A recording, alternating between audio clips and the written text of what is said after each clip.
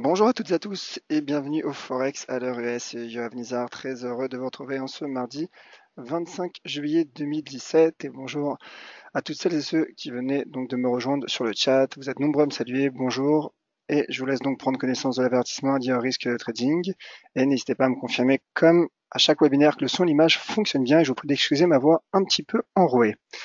Alors, le trading avec effet de levier sur le forex comporte un risque élevé et peut ne pas convenir à tous les investisseurs. Un effet de levier important peut aussi bien jouer en votre faveur qu'en votre défaveur.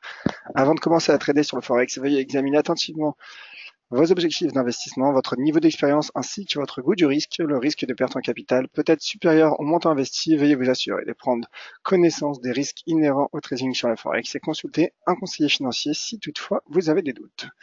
Alors, on me confirme, vous êtes nombreux à me confirmer que le son image fonctionne bien. Donc, merci à toutes et à tous. Et il y a quelques questions justement sur l'euro de François. Ça y est, l'euro a touché les 1,17. Comme vous l'aviez prévu, maintenant, range entre 1,17 et 1,67. Alors, je reviens tout de suite sur l'euro, mon cher François. Donc voilà pour l'avertissement du risque de trading. Et comme vous l'avez dit, en effet, l'euro-dollar qui a quasiment atteint les 1,17. Quasiment qui a fait un plus haut journalier de 1,1699. En effet, on considère donc que l'objectif 1,17 est atteint, mon cher François. Alors, plusieurs choses à dire sur l'euro-dollar. On l'a suivi ensemble en fin de semaine passée. Comme vous l'avez vu, le marché finalement n'a pas pris en compte les déclarations accommodantes de Mario Draghi et le statu quo donc de la Banque centrale. Mario Draghi a tenté justement finalement d'affaiblir un petit peu l'euro, mais le marché spécule sur une intervention, sur une mesure de resserrement monétaire de la BCE dans les mois à venir. D'ailleurs, Mario Draghi a dit qu'il y aurait un débat à ce sujet donc à l'automne prochain. Donc on verra lors de la réunion du mois d'octobre si on en saura plus. En tout cas, l'euro est bullish et fortement bullish. Il avait les raisons fondamentales finalement de se replier face à un dollar également faible, ne l'oublions pas, parce que également il faut prendre en compte la faiblesse actuelle du dollar américain. Et donc l'euro à présent travaille ce seuil symbolique des 1,17. Alors plusieurs choses du point de vue fondamental et technique. Nous sommes sur les graphiques, on y reste. Donc le prochain test, ce sera donc ce point haut a priori de la séance de la semaine du 24 août 2015, donc un point haut de 2 ans et demi, de 2 ans à 1,17 148. Donc il y aura cette zone qui joue à présent un rôle de résistance, donc 1,17, 1,17,15, c'est la zone à surveiller. Pour le moment, l'euro-dollar, donc comme je le disais, bullish, le momentum aussi accélère. Regardez ce que fait le RSI en données hebdomadaires, en données journalières, c'est la même chose, similaire, qui rebondit sur la bande 70, un pullback. Je vous rappelle qu'on peut effectuer du chartisme sur l'indicateur RSI, c'est Wallace Wilder lui-même qui le recommande. Et également donc ce graphique en données horaires, le marché qui a pris une phase de stabilisation, qui a repris une phase finalement de digestion après sa forte hausse due à la BCE, le marché qui a formé un support à 1,1625 et donc qui rebondit et qui est haussier. Regardez d'ailleurs également le momentum haussier en données horaires. Donc l'euro-dollar accélère et malgré, et c'est sur ça également que je souhaitais revenir, les PMI, la publication des PMI hier. Donc en effet, hier, il y a eu des PMI plutôt décevants en zone euro. Et il y a eu un PMI manufacturier qui a battu les attentes du consensus aux États-Unis. Mais malgré cela, finalement, le marché rebondit, ce qui montre également, alors d'une part, bon, alors, pas la faiblesse de cet indicateur, c'est un indicateur bien sûr important à prendre en compte, notamment sur des projections de moyen et long terme, mais on voit en effet que le marché, finalement, se projette dès à présent, tout au long de ce début de semaine, sur, d'une part, le FOMC de demain, bien qu'il n'y aura pas d'intervention de Janet Yellen ensuite, mais il y aura simplement un communiqué, mais le marché analysera, et nous analyserons également le ton du communiqué. Est-ce que Janet Yellen, est-ce que la Fed, restera prudente, conservera un ton dovish, accommodant? C'est le scénario que j'anticipe, au vu des dernières déclarations de Janet Yellen. En tout cas, le marché se projette donc sur le FOMC de demain, mais également sur les nombreuses statistiques majeures qui apparaîtront donc tout au long de la semaine aux États-Unis, à commencer dès cet après-midi à 16h, avec l'indice de confiance des consommateurs du Conference Board.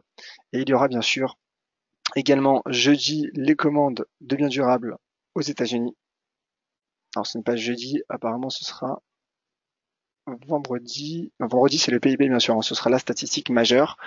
En tout cas voilà, beaucoup de statistiques majeures attendues tout au long de la semaine, donc pas de commande de biens durables. Apparemment c'est une erreur de ma part, je vous prie de m'excuser.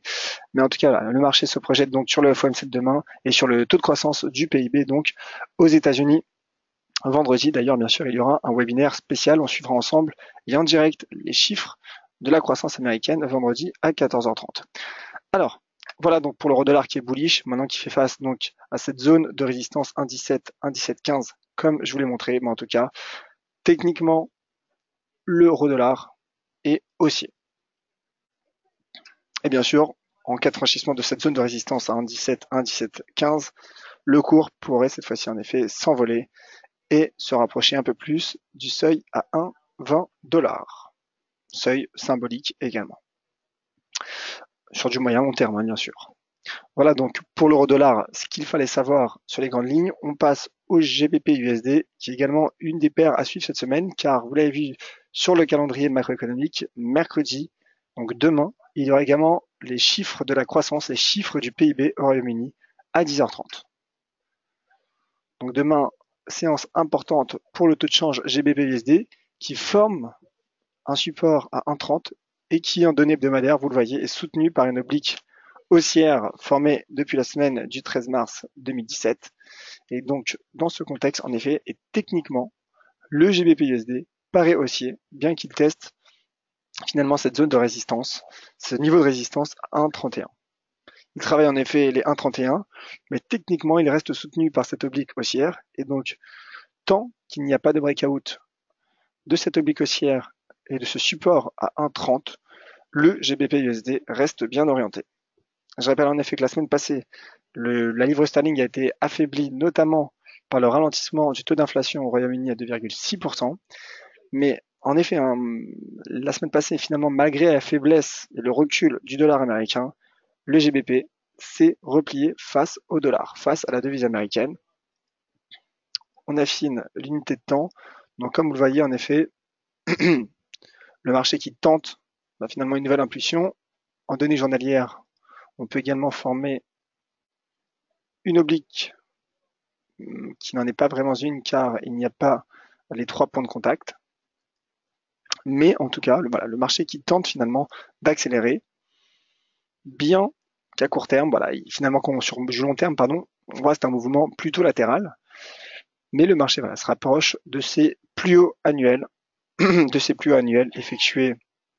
effectués en juillet, au mois de juillet, donc à 1,3126. Donc cette zone 1,3126, 1,31 qui est la prochaine zone de résistance sur les GBP-USD. Donc on voit que finalement les paires en dollars, sont sous des niveaux de résistance. Alors bien sûr, sous un niveau de résistance, on peut s'attendre à un repli technique ou un risque baissier. Mais voilà, le momentum, en tout cas sur l'euro-dollar également, est si fort et le dollar est si faible que l'on peut s'attendre à des breakouts de ces points hauts annuels. Voilà pour le GBP USD, on passe à l'USD Yen. Alors l'USD Yen qui lui rebondit sur le support à 110,81 et on fera un parallèle avec le cours de l'once d'or car l'once d'or lui au contraire, se replie technique sous un niveau de résistance. Alors je suis sur l'USD Yen qui finalement, malgré une intervention accommodante en fin de semaine passée de la Banque du Japon et de Haruhiko Kuroda, l'USD Yen s'est tout de même replié, ce qui montre finalement la faiblesse actuelle du dollar américain, mais le marché rebondit sur son prochain niveau de support, donc sur son support à 110,812. Alors certes, ce n'est qu'un rebond technique pour le moment sous l'effet d'une prise de bénéfice. Cela ne remet pas en cause le repli de l'USD Yen, mais tant qu'en effet il n'y a pas de franchissement des 111,807, le risque paraît baissier sur l'USD Yen et donc un pullback sous les 111,807 est envisageable. Le risque baissier serait relancé, donc soit par un pullback, soit par une cassure des 110,812. Et je rappelle également qu'il y aura des statistiques au Japon en fin de semaine. Il y aura le taux de chômage au Japon qui est attendu en baisse à 3%, mais il y aura surtout les chiffres de l'inflation. Ce sera donc dans la nuit de jeudi à vendredi, l'inflation qui est attendue stable à 0,4%. Et en effet, hein, finalement, comme l'a expliqué la Banque du Japon ces dernières semaines, ces derniers mois, l'économie japonaise va de mieux en mieux, mais finalement, là où le bas blesse, c'est l'inflation. Et donc on verra si le yen pourra ou non tirer profit de ces publications. Donc beaucoup de publications majeures vendredi attendues au Japon. Donc taux de chômage, inflation et également les ventes au détail japonaises du mois dernier. On poursuit avec l'USD-CAD et là il y a eu un breakout. Un breakout de ce niveau de support à 1,2556. Et donc, que fait-on lorsqu'il y a un breakout d'un support hebdomadaire? On a généralement, en tout cas selon l'analyse technique, on a une stratégie baissière, ce qui est mon cas, et donc prochaine target donc à 1,2438. 1,2438 qui correspond à ce niveau de support donc de 2015 qui jouait ensuite un rôle de résistance fin 2015 pour de nouveau jouer un rôle de support et donc cette cible pourrait selon moi être atteinte. Regardez d'ailleurs, je l'ai mis en évidence, l'évolution du RSI, l'indicateur RSI qui casse la borne 30 et donc qui s'enfonce, le SD4 qui s'enfonce. Je rappelle que le cours du pétrole, le dollar canadien profite également d'un rebond du cours du pétrole, un faible rebond d'ailleurs du cours du pétrole qui travaille les 47 $, mais qui reste finalement à tonne, alors qu'hier il y a eu une réunion ministérielle du comité ministériel des pays membres et non membres de l'OPEP. L'Arabie Saoudite, je fais une parenthèse sur le cours du pétrole, s'est engagée en effet à accentuer ses réductions de production. Et on voit que finalement la hausse n'est pas non plus transcendantale et le marché du pétrole ne franchit pas encore, en tout cas en clôture journalière, la borne 47, le seuil à 47 $. Et donc dans ce contexte, l'USD-CAD reste baissier, mais qui profite surtout de la faiblesse, de l'importante faiblesse du dollar américain. Comme on le voit, le dollar fait le marché de chez Forex, généralement, mais cette semaine encore plus, et d'autant plus qu'il y a de nombreuses statistiques et événements majeurs attendus aux États-Unis. Donc prochaine cible à 1,2438, ça c'est pour du court terme, et sur du moyen terme, en cas de cassure, en cas de nouveau breakout, le USD-CAD pourrait selon moi, je prie de m'excuser, l'USD-CAD pourrait selon moi retomber sur les 1,2218, qui est également un prochain seuil d'inversion de polarité en données hebdomadaires. Voilà pour l'USD-CAD. Un mot donc, comme je le disais, sur le cours de l'once d'or. L'once d'or donc qui se replie technique sous les 1257 $, qui est un niveau un très beau seuil de changement de polarité, donc résistance puis support et de nouveau résistance. Je pense que le marché attend d'en savoir plus sur les statistiques américaines et sur la Fed et le FOMC de demain soir avant d'essayer et de tenter donc un franchissement, un breakout. Pour le moment, en tout cas, sous résistance, le risque d'un repli est présent, mais on voit qu'à très court terme, en effet, un support, le marché tente de former un support à 1253 $. Alors j'affine en données 4 heures pour en savoir plus sur ce support. En données 4 heures, ce n'est pas vraiment un support, mais en tout cas en données journalières, on voit que le marché travaille les 1253, on voit également en 4 heures. Mais en tout cas, ce qui est intéressant, ce qui est important de constater sur le cours de l'once d'or, c'est que le marché finalement se maintient sous ce niveau de résistance.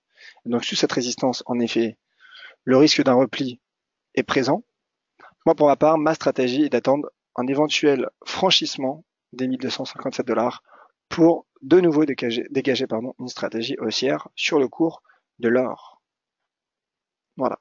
J'attends donc l'éventuel franchissement qui pourrait peut-être venir dès cet après-midi, avec donc l'indice de confiance du Conference Board attendu aux États-Unis, qui est la statistique majeure attendue aujourd'hui.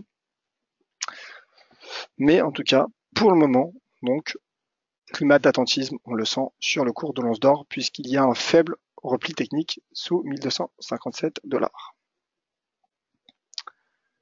Alors, je vois qu'il y a pas mal de questions. Alors j'y reviens dans quelques minutes. Je termine juste mes analyses graphiques Wall Street et le cours du Dow Jones qui accélère, qui a rebondi, on l'a vu la semaine passée, sur les 21 500 points. Et en données 4 heures, il y avait un range qui a été franchi. Le marché se rapproche de notre objectif à 21 700 points. Donc c'est bon signe. Attention toutefois donc à un nouveau range qui pourrait prendre forme. Un nouveau range avec ce joli niveau de résistance à 21 700 points. Le marché pourrait se replier donc sous la partie supérieure de ce range, mais en tout cas sur du long terme, du moyen long terme, et pour les swing traders, sachez que ma stratégie est haussière. Alors certes, entrer tout de suite à la hausse ne serait pas recommandé par l'analyse technique, car comme j'ai expliqué, il y a une résistance auquel le marché devrait faire face, mais pareil que pour l'once d'or, j'attends, donc soit je joue le repli sous résistance, soit j'attends l'éventuel breakout et donc l'éventuelle sortie par le haut de ce rectangle. Pour ma part, je préfère privilégier la seconde option, donc attendre un franchissement, car en effet, sur du moyen long terme, sur du moyen et sur du long terme, le cours du Dow Jones est fortement haussier.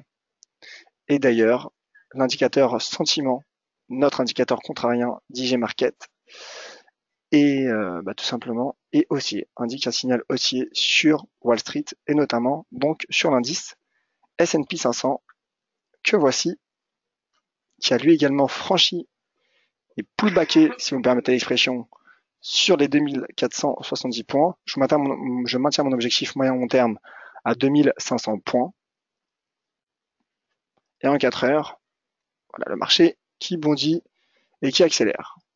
Et qui d'ailleurs tente d'effectuer un nouveau record qui est tout simplement posé sous ce record effectué la semaine passée à 2478 points.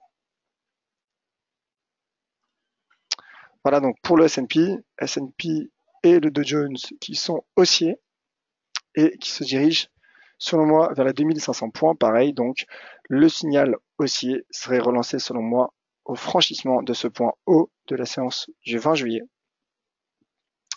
à 2478 points. Alors simplement, je vais juste revenir sur l'euro-dollar pour préciser une chose, c'est en effet un indicateur sentiment, je parlais il y a un instant d'indicateur sentiment sur Wall Street.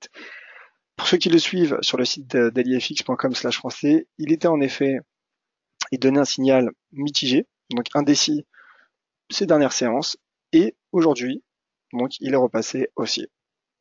Ou hier, en tout cas très récemment, il est repassé haussier, et on voit donc que cela a correspondu et a débouché sur ce bon très court terme de l'euro-dollar. En effet. Donc voilà, je vous invite à retrouver un autre indicateur contrarien sentiment qui donne des signaux importants. Si vous le souhaitez, je peux vous joindre le lien sur le chat. N'hésitez pas à y jeter un œil, car c'est en effet très intéressant. Il donne des indications intéressantes. Et lorsqu'on voit que l'analyse technique et l'analyse contrarienne convergent, finalement, cela donne plus de sens à nos stratégies. Voilà donc le lien. N'hésitez pas à y jeter un œil et je passe tout de suite aux questions. Alors, j'espère vous avoir pu vous éclairer, mon cher François, sur l'euro-dollar. Alors, Wabi, bonjour, Yoav, un mot sur l'USD Yen. Alors, j'en ai parlé, en effet, vous avez posé la question avant que j'en parle, mais voilà, peut-être pour les auditeurs qui viennent de nous rejoindre, l'USD Yen qui rebondit, qui effectue un rebond technique, et donc la baisse pourrait être relancée, serait relancée en cas de cassure, d'éventuelle cassure, bien sûr, de ce niveau à 110, 812, mais en tout cas l'USD Yen se dirige vers un potentiel pullback sous les 111, 807, 111,80. Donc, comme je l'ai expliqué, pour les traders baissiers, l'analyse technique recommande donc soit finalement de se positionner, du moins de dégager une stratégie baissière sous cette résistance à 111,80, soit d'attendre, et ce serait peut-être plus prudent, l'éventuelle cassure des 110,80.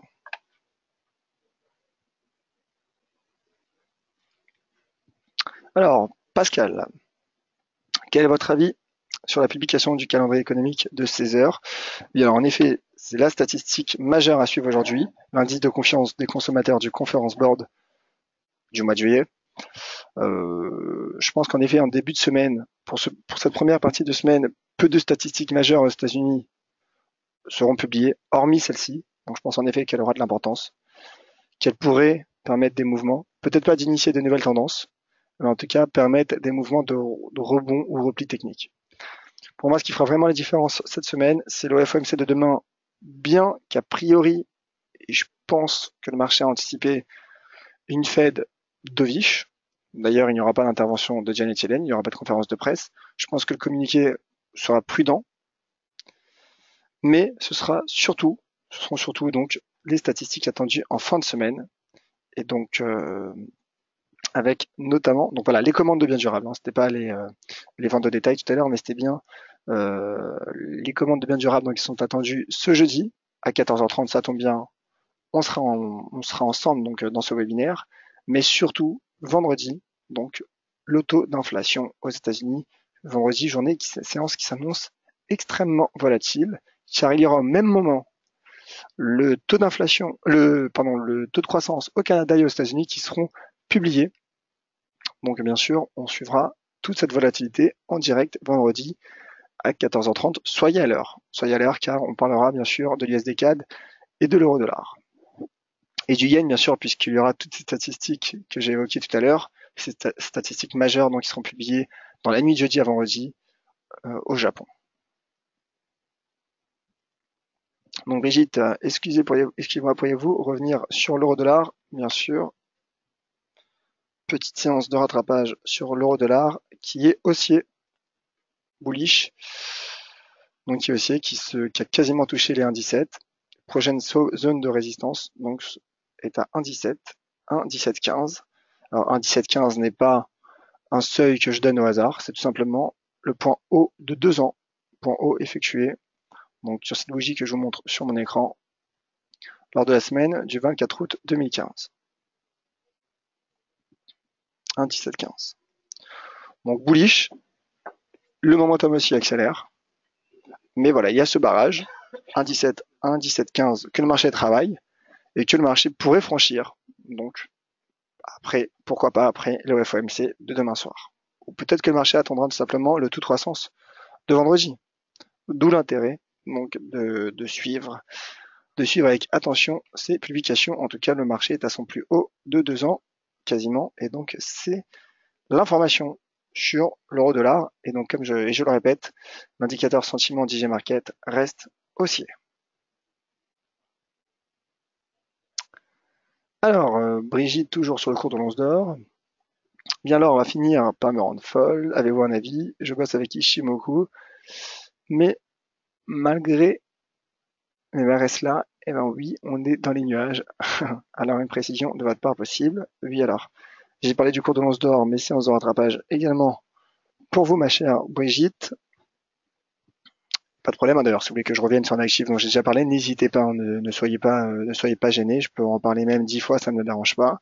Alors, le cours de l'once d'or, comme je l'ai expliqué, qui depuis son rebond sur le seuil symbolique à 1200 $, il y a maintenant 2 semaines, finalement, le marché se tente de former un range entre les 1200 et 1300 $, enfin 1295 et 1200 $. Donc, sur du court terme, le marché, comme j'ai expliqué, a rebondi, mais voilà, il va faire face et il se confronte et surtout il se replie, il subit un repli technique sous les 1257 $. Donc, selon moi, l'éventuel signal haussier serait donné en cas de franchissement de cette résistance à 1257 $. Auquel cas, le marché se dirigerait, reprendrait la route finalement des 1295 $. Donc sous résistance, certes, pourrait jouer une baisse sous l'analyse technique, mais au vu du mouvement haussier effectué par le cours de l'once d'or sur ces 2 dernières semaines, je préférerais attendre l'éventuel breakout de cette résistance, 1257 $, qui est d'ailleurs une résistance hebdomadaire. Alors, pas une résistance hebdomadaire, mais on voit que c'est un seuil d'inversion de polarité qui compte en données hebdomadaires et qui fait réagir les marchés. Voilà, ma chère Brigitte, pour le cours de l'once d'or.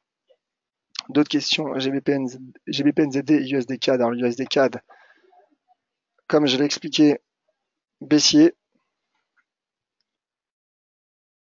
Baissier depuis cette cassure des 1,2556, donc prochaine cible court terme à 24,38. Et en cas de nouvelle cassure, ma prochaine cible se situerait à 1,2218. Et pour le GBP NZD, alors c'est vrai que ce n'est pas une paire que je suis particulièrement, mais qui est une paire tout de même suivie. Une belle paire croisée intéressante à suivre. Alors laissez-moi simplement le temps de mettre le graphique du GBP NZD. Pourquoi pas tenter de dégager une stratégie. Alors sur du court terme, certes nous sommes en données hebdomadaires, mais on voit que sur les dernières bougies, les 5-6 dernières bougies, il y a ce niveau de support très intéressant à 1,7442. Donc le marché rebondit. Donc là, de prime abord, je pense qu'un retour à moyen terme en swing sur cette résistance formée sur les 5-6 dernières bougies également à 1,78 est envisageable.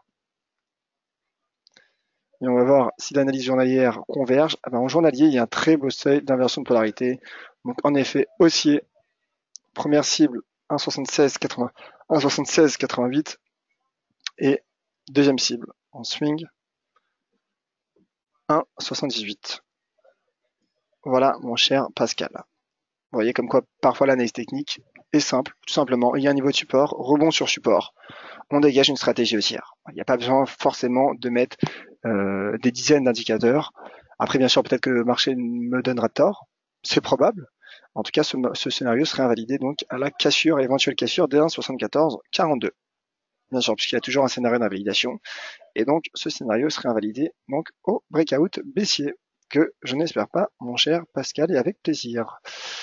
Alors, je pense avoir fait le tour des questions. Merci à toutes et à tous, vous avez été nombreux sur le chat. Donc, n'hésitez pas, si vous avez des questions, sur Twitter, @yoavnizar.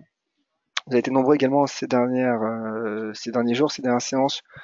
Voilà, tout simplement, me poser vos questions, également me faire part de votre avis, notamment sur mes stratégies Bitcoin. N'hésitez pas à le faire. Si vous n'êtes pas d'accord avec mes stratégies, n'hésitez pas à me le faire savoir. Sachez que vous me faites progresser, donc je vous en remercie et je tente chaque jour de vous le rendre.